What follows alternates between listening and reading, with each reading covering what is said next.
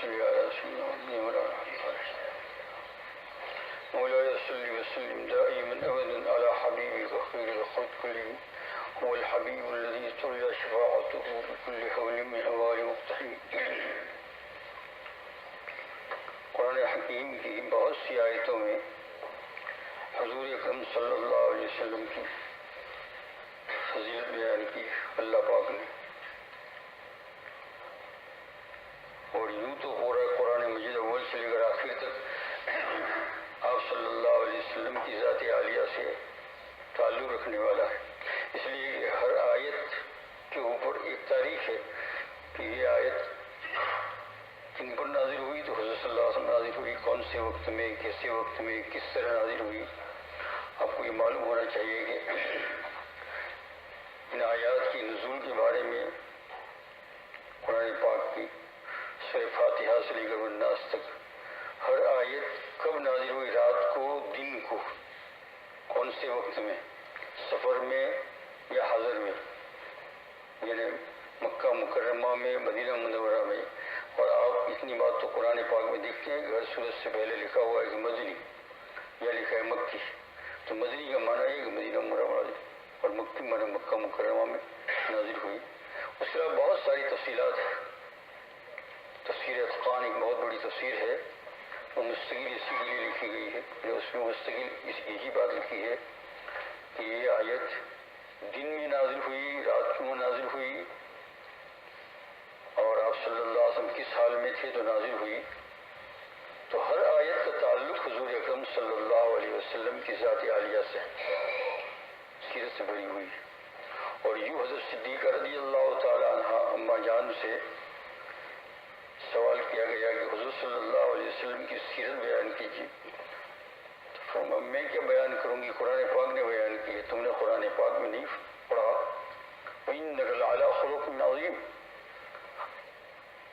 یہ سورہ نون کی آیت ہے، نون والقلم ما یسطرون، 29واں پارہ، کہ حضور صلی اللہ علیہ وسلم اعلیٰ درجے کے خلق کے اندر تھے، بہت بڑے.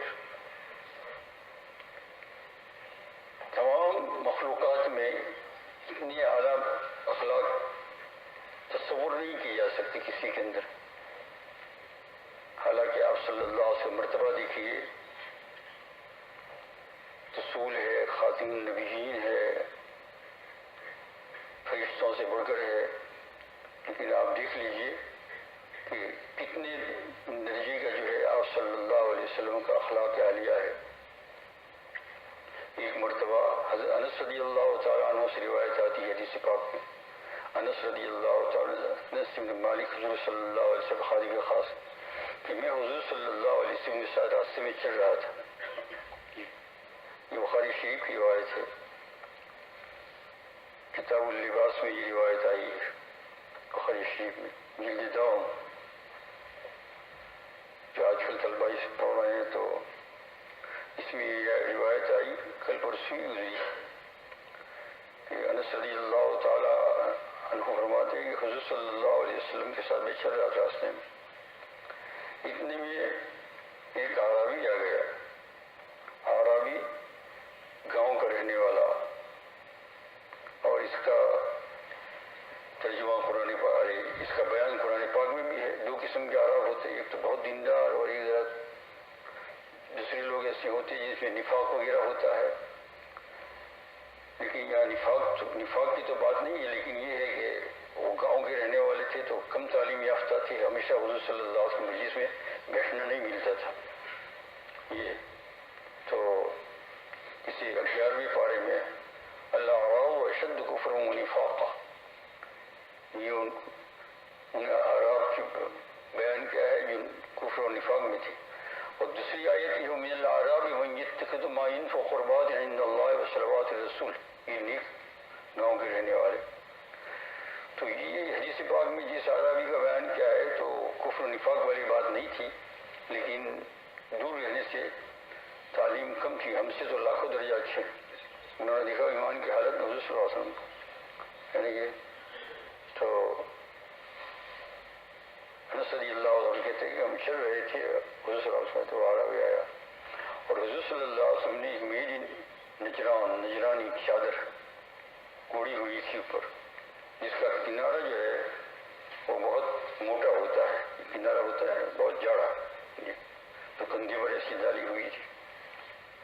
بخاری شریف کی روایت میں مفہوم بیان کرتا ہوں تو وہ عربی آیا اور آنے کے بعد زور سے وہ چادر کھینچی حضور صلی اللہ علیہ وسلم، اتنی زور سے کھینچی کہ انس رضی اللہ تعالیٰ عنہ فرماتے ہیں کہ حضور صلی اللہ علیہ وسلم کی کندھیوں مبارک کو میں نے دیکھا کہ اس کے نشان پڑ گئے، جب کوئی کپڑا بہت موٹا ہوتا ہے اور کھینچتے ہیں تو نشان پڑ جائے، نشان پڑ گئے۔ اور پھر کہا کہ مجھے مال دلواؤ بیت المال میں سے، مجھے مال کی ضرورت ہے، آپ حکم دو۔ تو آپ صلی اللہ علیہ وسلم نے منہ موڑ کر اس کی طرف دیکھا اور ہنس پڑے، ظاہر رسول اللہ صلی اللہ علیہ وسلم ہنس پڑے، کچھ نہیں ہے نا، ورنہ ابھی حضور صلی اللہ علیہ وسلم حکم دیتے تو پتہ نہیں کیسے کیا ہو جائے۔ پھر فوراً حکم دیا کہ بھائی ان کو بیت المال سے ان کی ضرورت پوری کر دو، مال دی دو۔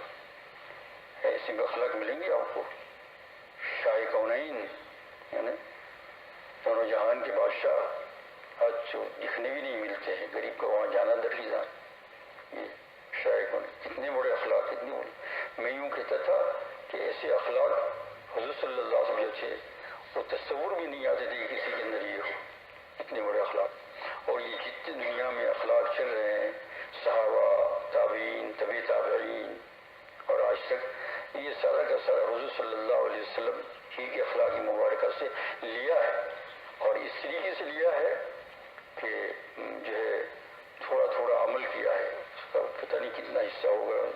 حضور صلی اللہ علیہ وسلم تو مجسم باخلاق، یہ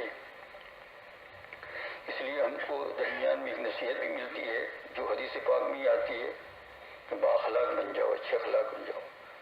اور اس کی حضور صلی اللہ علیہ وسلم اتنی اہمیت دلائی ہے، اتنی تعریف کی ہے کہ روایات میں آتا ہے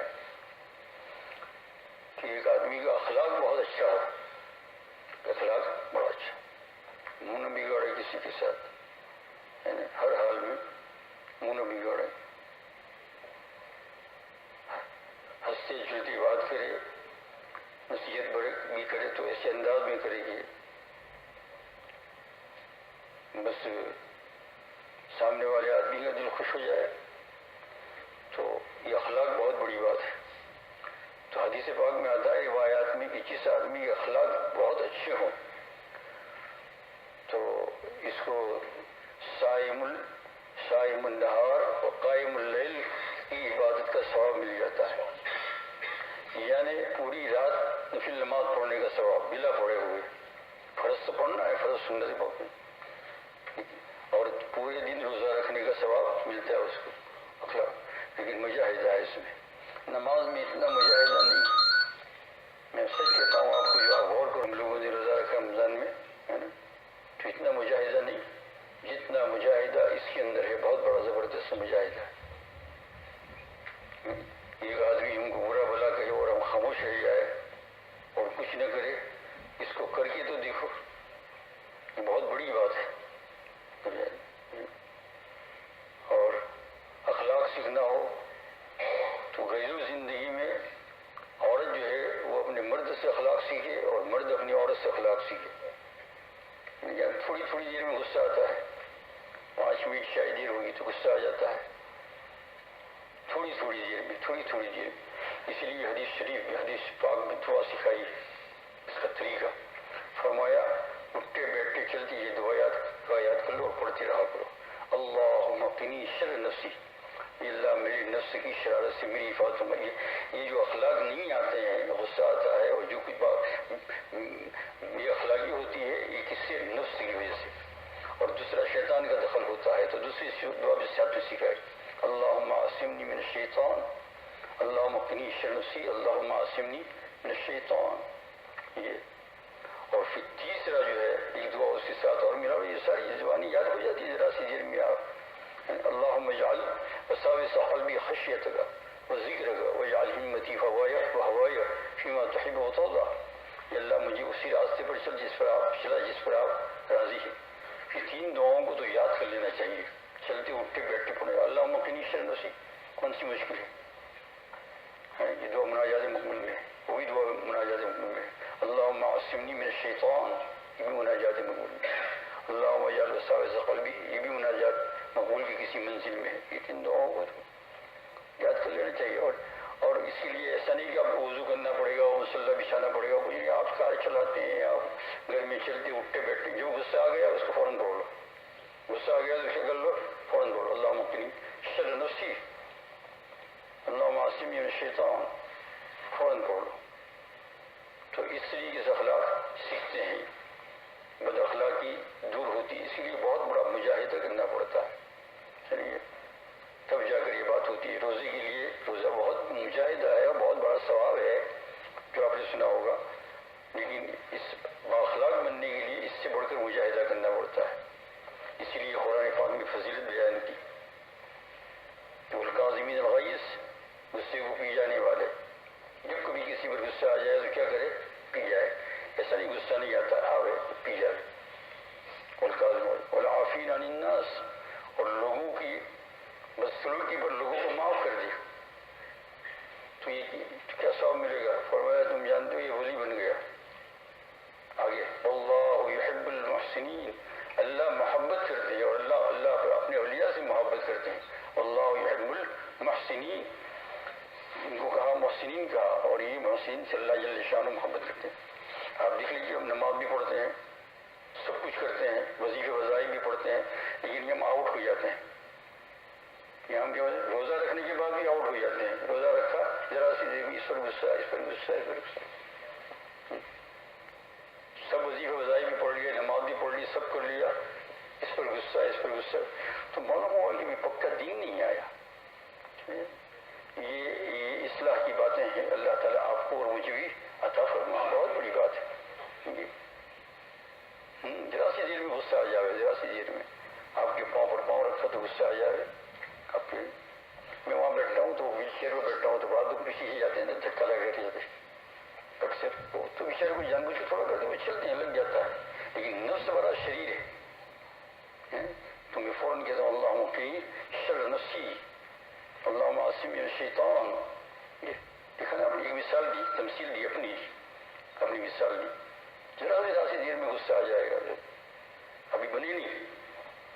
وظائف کی پڑھنے سے صرف بنتی نہیں ہے, اس کے لیے ارادہ اور مجاہدہ کرنا پڑے گا. میرے عزیز دوست, ضرور مجاہدہ کرنا پڑے گا, تب جا کر یہ چیز آئے گی.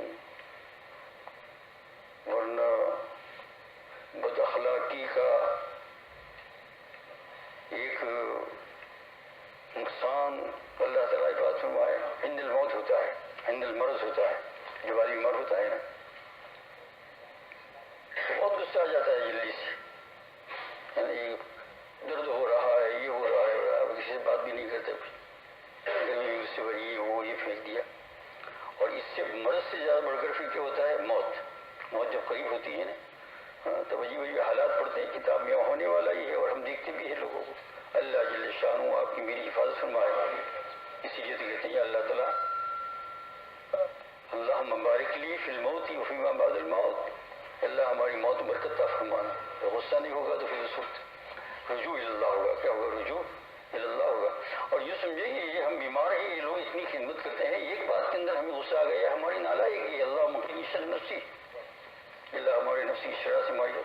اتنا کام کیا, اتنا کھلایا, اتنا پلایا, ایک دن کے اندر استغفر اللہ العظیم کو تو بولے یہ. اور سامنے والا تو بیچارہ کچھ کہتا نہیں, سمجھتا کہ بیچارہ بیمار ہے یا موت کے قریب ہے, لیکن ہمیں تو خیال ہوتا ہے. تو عند المرض اور اور تیسرا بتاؤں عند الضعیف, بڑھاپا. آدمی کی عمر جب زیادہ ہو جاتی ہے نا تو غصہ بہت بڑھ جاتا ہے. کیا ہوتا ہے, غصہ بہت بڑھ جاتا ہے. یہ بات ہے کمزوری جیسے. تو اس وقت بھی اگر آدمی نے مجاہدہ کیا ہوگا تو اپنے آپ کو کیا کرے سیکھا, قابو میں رکھے گا. یہ تو پھر اس کے لیے ایک دعا سکھائیے. آپ کہیں گے کتنی دعا بتائیں گے بھائی, بتائیں گے تو آپ کو کبھی مل جائے گی. اللہم اجعلنی صبورا واجعلنی شکورا واجعلنی فی عینی صغیرا وفی اعین الناس کبیرا.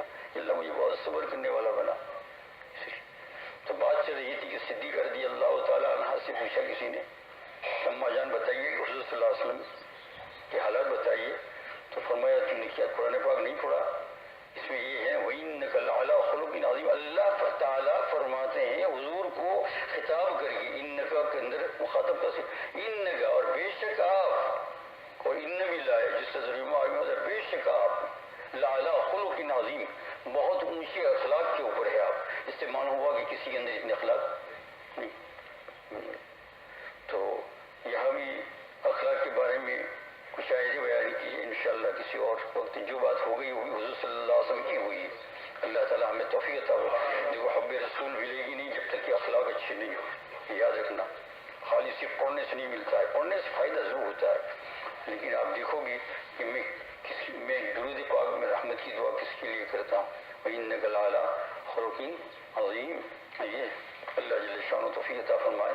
سبحان اللہ وبحمدہ، سبحانک اللہم وبحمدک، لا الہ الا انت، استغفرک.